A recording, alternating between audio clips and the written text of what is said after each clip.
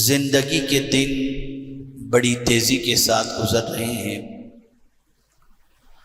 ماہ رمضان شریف کا انتظار تھا،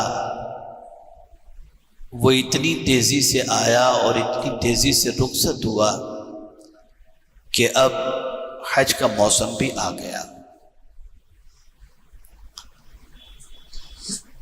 وہ لوگ جنہیں اللہ رب العزت جل جلالہ حج کی سعادت عطا فرماتا ہے، بڑے خوش نصیب ہیں وہ۔ لیکن جو لوگ وہاں نہیں پہنچ پاتے، انہیں بھی اللہ عز و جل نے محروم نہیں رکھا اور وہاں والوں کی عبادت و دعا کے اندر ان لوگوں کو شامل فرما لیا جو ماہ ذی الحجہ کی شروع کی 10 تاریخیں یعنی 10 دنوں میں عبادت و ریاضت کے اندر اپنے اوقات کو گزارتے ہیں۔ چونکہ ماہ ذی الحجہ انشاءاللہ آئندہ جمعہ تک شروع ہو جانا چاہیے، اور ہم اس وقت جس مہینے میں اپنے وقت گزار رہے ہیں وہ ماہ ذی القعدہ ہے، اور یہ مہینہ بھی حج کا مہینہ ہے۔ ویسے تو حج کا موسم شروع ہو جاتا ہے شوال کے چاند ہی سے، کہ قرآن مقدس میں اللہ عز و جل نے فرمایا الحج اشہر معلومات، یہ حج کے جو مہینے ہیں تو ان مہینوں کے اعتبار سے شوال کا چاند جیسے ہی نظر آیا حج کے مہینے شروع ہو گئے۔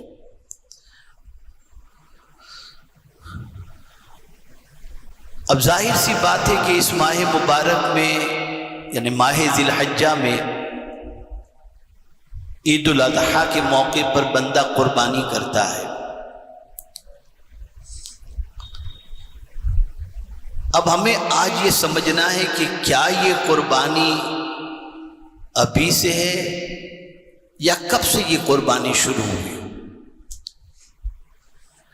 تاکہ آپ اچھی طریقے سے قربانی کے کانسیپٹ کو بھی سمجھ سکیں اور قربانی کب سے شروع ہوئی، قرآن کی روشنی میں اس کی تاریخی معلومات بھی آپ کے پاس ہونی چاہیے۔ قربانی کا سلسلہ اول روز سے ہے، لیکن مختلف شکلوں میں مختلف صورتوں میں، جیسا کہ قرآن مقدس میں رب نے فرمایا وَلِكُلِّ أُمَّةٍ جَعَلْنَا مَنْسَكًا،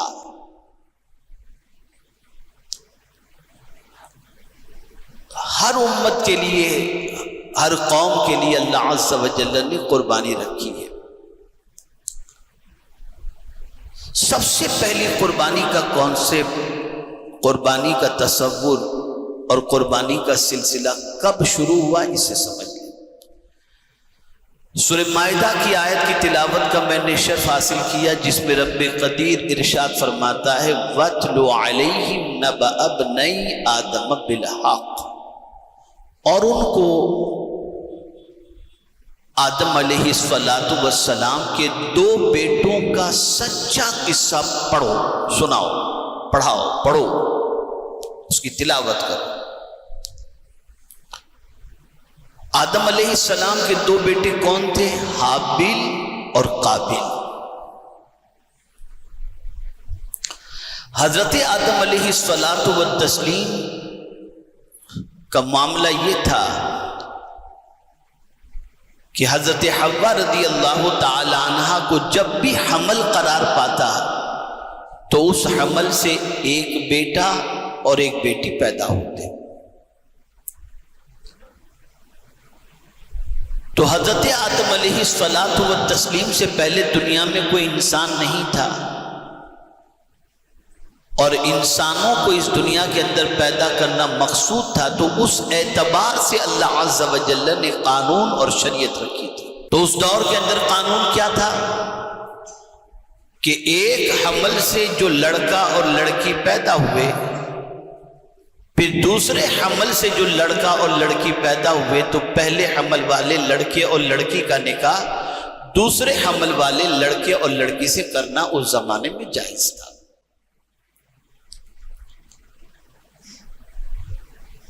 تو دونوں بھائیوں کا واقعہ یہ ہے کہ حابل کے ساتھ جو بیٹی پیدا ہوئی تو اب اس کا نکاح قابل کے ساتھ ہونا چاہیے، اور قابل کے ساتھ جو لڑکی پیدا ہوئی تو قابل کی بہن کے ساتھ نکاح حابل کا ہونا چاہیے۔ لیکن ہوا یوں کہ قابل کی بہن جو تھی وہ بڑی خوبصورت تھی، تو حضرت آدم علیہ الصلاۃ والتسلیم نے یہ فرمایا کہ حابل کا نکاح قابل کی بہن سے کر دیا جائے اور قابل کی بہن کا نکاح حابل سے کر دیا جائے، حابل کی بہن سے کر دیا جائے۔ تو اس موقع پر قابل نے احتجاج کیا کہ نہیں، میں جو ہے وہ اسی سے شادی کروں گا، یعنی اپنی بہن سے، اور میری بہن کو میں حابل کے حوالے نہیں کروں گا، اس سے نکاح نہیں ہونے دوں گا۔ تو حضرت آدم علیہ الصلاۃ والتسلیم نے فرمایا یہ جائز نہیں ہے، اس طرح سے نہیں کر سکتے۔ اب قابل کی پوزیشن یہ ہوئی تھوڑا ضدی، اس نے کہا نہیں میں تو کروں گا، تو اسی سے کروں گا۔ تو اس وقت حضرت آدم علیہ الصلاۃ والتسلیم نے ارشاد فرمایا پھر ایک کام کرو کہ قربانی دو، جس کی قربانی قبول ہو جائے اس کی تمنا بھی پوری کر دی جائے گی، اور جس کی قربانی قبول نہ ہو پھر اس کی ڈیمانڈ پوری نہیں کی جائے گی۔ اب حضرت آدم علیہ الصلاۃ والتسلیم کی اس بات پر عمل جو ہے وہ جلدی سے کرنے کو وہ تیار نہیں تھا، لیکن بہرحال اس کے لیے وہ تیار بعد میں ہوا۔ تو قابل نے یہ کیا کہ کچھ گیہوں لے کر کے آیا، اور حابل نے یہ کیا کہ بعض روایتوں میں ایک بکری ہے، بعض روایتوں میں مینڈھا ہے، وہ لے کر کے آئے۔ اب بہت غور سے سنیے گا اور میرے آقا کی عظمت پر قربان جائیں گے آپ صلی اللہ علیہ وسلم۔ یہ پہلی قربانی ہے، اور اس وقت قربانی قبول ہو رہی ہے یا نہیں ہو رہی اس کو اسی موقع پہ واضح کر دیا جاتا کہ تمہاری قربانی قبول، تمہاری قربانی قبول نہیں۔ اب طریقہ کیا تھا؟ اپنی قربانی کی چیزوں کو میدان میں لا کر رکھ دو، آسمان سے ایک سفید آگ آتی، اور جس نے جو چیز قربانی کے لیے پیش کی ہے اگر اسے آگ جلا لے اس کی قربانی قبول، اور اگر آگ نہ جلائے اس کی قربانی رد۔ تو قابل نے گیہوں رکھے، حابل نے جو ہے وہ بکری یا بھیڑ جو ہے اس کو رکھا، اس نے دمبے کو رکھا۔ اتنے میں ایسا ہوا کہ آسمان سے آگ آئی، اور حابل کی قربانی جو بکری کی شکل میں یا دمبے کی شکل میں جو تھی اس قربانی کو جلا کر کے چلی گئی آگ۔ واضح ہو گیا کہ حابل کی قربانی کو اللہ نے قبول فرما لیا ہے، اب فیصلہ حابل کے حق میں ہوگا۔ اب تھوڑی دیر کے لیے آگے کے واقعے کی طرف جانے سے پہلے میں تھوڑا سمجھاؤں۔ آج ہم لوگ بھی قربانی کرتے ہیں، لیکن کوئی جانتا ہے کہ قربانی قبول ہو رہی ہے یا نہیں ہو رہی؟ سب چھپائے رکھا ہے میرے کریم نے۔ وجہ کیا ہے اس کو بھی سمجھے۔ قرآن شریف کے اندر اگلی امتوں کے گناہوں کا ذکر ہے کہ فلاں نبی کے امتی یہ گناہ کرتے، فلاں نبی کے امتی یہ گناہ کرتے، اور ان کے گناہوں کی وجہ سے یہ عذاب ان پر آیا۔ لیکن میرے کریم کو اپنے پیارے حبیب کی امت پر اتنا پیار کہ اس امت کو آخر میں پیدا فرما کر اس کے عیب پر پردہ ڈال دیا، کسی کو پتہ ہی نہیں، چھپائے رکھا۔ تو قربانی کے حوالے سے بھی آج ہم اور آپ کروڑوں کی تعداد میں جانور ذبح کرتے ہیں، لیکن کوئی کہہ نہیں سکتا کہ اس کی قربانی قبول ہوئی اور میری قربانی قبول نہیں ہوئی، اس لیے کہ کوئی بظاہر ایسی علامت نہیں رکھی گئی، لیکن اس زمانے میں اسی وقت واضح ہو جاتا کہ اس کی قربانی قبول ہوئی، اس کی قربانی قبول نہیں ہوئی۔ اب آپ دیکھیں، حضرت آدم علیہ الصلوۃ والتسلیم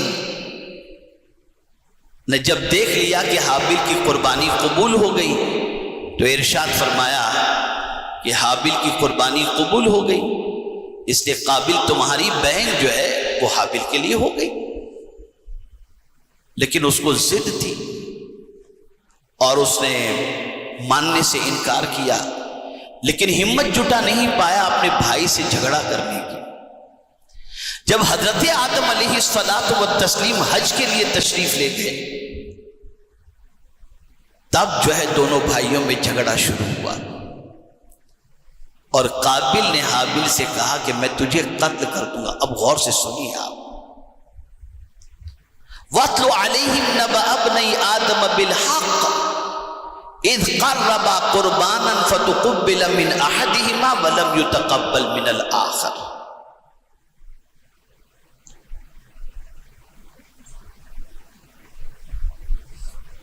اور پھر آگے دیکھیں آپ، قربانی کی قبولیت کے بعد ایک بات حابیل نے کہی جس کی قربانی قبول ہوئی تھی، اس نے بڑی پیاری بات کہی جس کو سمجھنا ہے۔ اس نے کہا انما یتقبل اللہ من المتقین، اللہ اس کی قربانی کو قبول کرتا ہے جو اللہ سے ڈرتا ہے، جو اللہ سے ڈرتا ہے۔ اسی لیے قربانی کے حوالے سے اللہ نے واضح لفظوں میں فرمایا لن ینال اللہ لحومها ولا دماؤها ولکن ینالہ التقوی منکم، اللہ کی بارگاہ کے اندر نہ تمہارا گوشت پہنچتا ہے اور نہ تمہارا خون پہنچتا ہے، یعنی جو قربانی کا ہے وہ گوشت بھی نہیں پہنچتا، خون بھی نہیں پہنچتا، تمہاری نیت اور جو تم اللہ سے ڈرتے ہو نا، یہ نیت تمہاری اللہ کی بارگاہ کے اندر پہنچتی ہے۔ اب یہاں ایک چھوٹا سا آپ کو سوال پوچھتا ہوں، کتنے لوگ ہیں جو قربانی اللہ کے لیے کرتے ہیں؟ پہلے سے پلان ہوتا ہے، یہ بنائیں گے، کیٹرس کو بات کر کے رکھیں، اس کا سموسا بنے گا، اس کا پایا بنے گا، اس کا یہ بنے گا، اس کا کہاں اللہ کے لیے، کہاں اللہ کے لیے؟ کھانے کے لیے قربانی، صرف کھانے کے لیے۔ اور فرمایا گیا بہار شریعت کے اندر کہ مخصوص جانور کو مخصوص دنوں کے اندر اللہ کی رضا کے لیے قربان کرنا، اس کا نام ہے قربانی۔ یا اللہ کی رضا ہے ہی کہاں، پیٹ کی رضا ہے یہاں پر، پیٹ کی رضا ہے، سوائے اس کے اور کیا ہے؟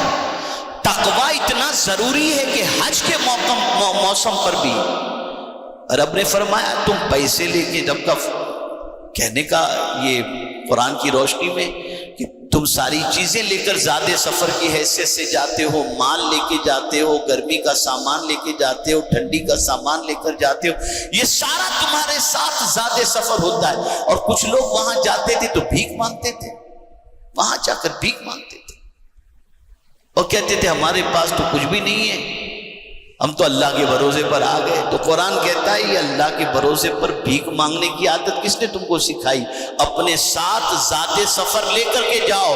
اس لیے حج کا سفر صاحب استطاعت ہونے کے باوجود بھی یہ فرمایا گیا کہ تمہارے پیچھے گھر والے جو ہیں ان کے لیے کھانے پینے کا انتظام بھی ہو اور راستے میں سفر کے اندر امن بھی ہو، تب جا کر تمہارے لیے حج کو جانا ضروری ہے۔ اور وہاں بھی کیا چیز وَتَزَوَّدُوا فَإِنَّ خَيْرَ الزَّادِ التَّقْوَىٰ، زاد سفر لو اور بہترین زاد سفر تقویٰ ہے، قدم قدم پر اللہ سے ڈرتے ہوئے جانا۔ اب یہاں مجھے ایک بات یاد آ رہی ہے حضرت حسن بصری علیہ الرحمہ سے، ان سے کسی نے پوچھا، آج تک شاید آپ نے سنا نہیں ہوگا، ممکن ہے یہاں کچھ حجاج ہوں ورنہ میری بات ان تک انشاءاللہ پہنچ جائے گی۔ حضرت حسن بصری علیہ الرحمہ سے پوچھا گیا کہ کس کا حج مبرور ہے، حج مقبول ہے، کیسے پتا چلے؟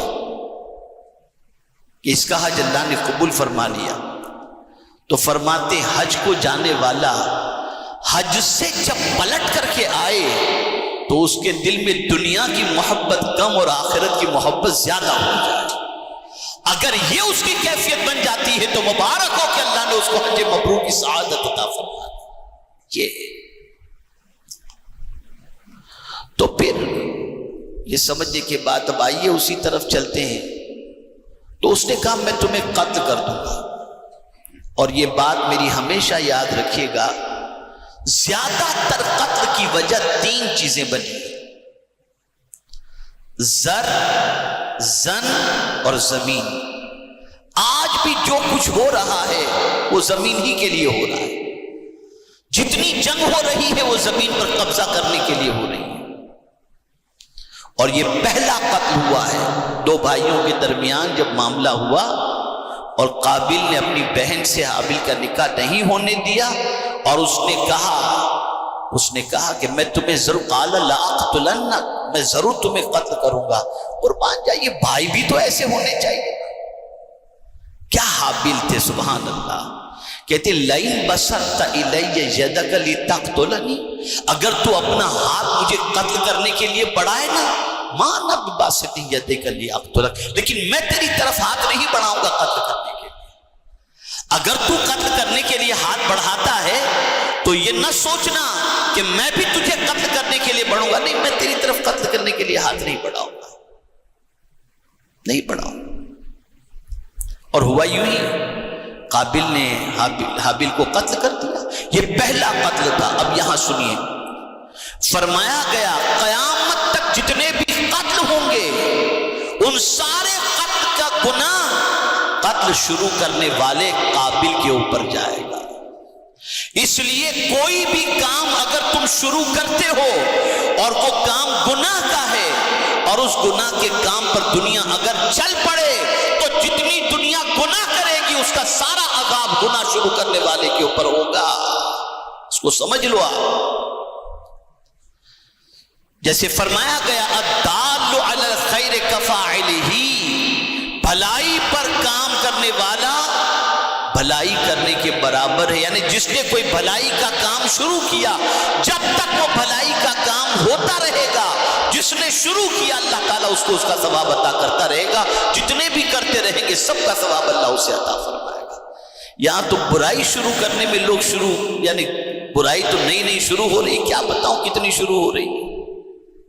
آج شادیوں میں آپ دیکھ لیجئے کتنی برائیاں، پتہ نہیں کس نے شروع کی ہوں گی، اور وہ اپنے دامن میں کتنے گناہ کو جمع کر رہا ہوگا۔ مجھے میں کل مدینہ منورہ میں تھا، آج صبح ہی مدینہ منورہ سے الحمدللہ میں حاضر ہوا ہوں۔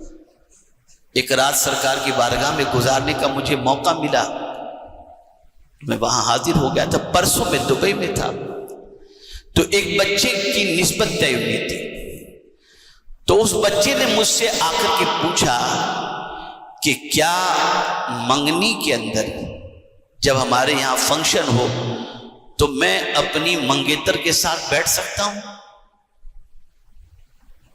میں نے کہا بالکل نہیں، وہ تمہارے لیے حلال ہے ہی نہیں، نکاح ہوا ہی نہیں ہے تمہارا۔ کہا بس حضرت آپ نے بتا دیا، اب میں اس پر عمل کروں گا۔ پھر اس نے کہا کہ یہاں پر تو بہت ساری چیزیں ہوتی ہیں۔ میں نے کہا کون شروع کیا اور کب سے شروع کیا یہ نہیں معلوم، لیکن جس نے شروع کیا اس کے اوپر عذاب آئے گا۔ یہ نت نئے سسٹم جو شروع ہو رہے، غزل نائٹ، کوئی کہاں جا کے منا رہا ہے، کوئی کہاں جا کے منا رہا ہے، یہ سب کا عذاب۔ کسی میں طاقت نہیں اللہ کے عذاب کو برداشت کرنے کی، کسی میں طاقت نہیں۔ یار ایک سر میں درد ہو تو چیخ نکل جاتی ہے، تو اس قبر کے اندر اللہ کے عذاب کو کیسے برداشت کریں گے؟ لوگ دنیا کو خوش کرنے کی فکر کرتے ہیں، رحمان کو خوش کرنے کی فکر نہیں کرتے، اس کو خوش کرنے کی فکر نہیں کرتے۔ خیر، تو حابل نے کہا کہ میں اپنا ہاتھ تیری طرف نہیں بڑھاؤں گا، میں تجھے قتل نہیں کروں گا، اور یہ پہلا قتل قابل کی طرف سے ہوا۔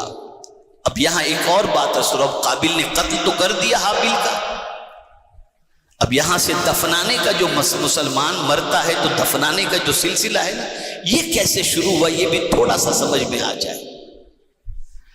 اب قابل کو پریشان پریشانی کہ میرے بھائی کی میت کو میں کہاں رکھوں، کہاں رکھوں؟ یہ اس کو پریشانی ہوئی کہ میرے باپ آئیں گے تو کیا ہوگا۔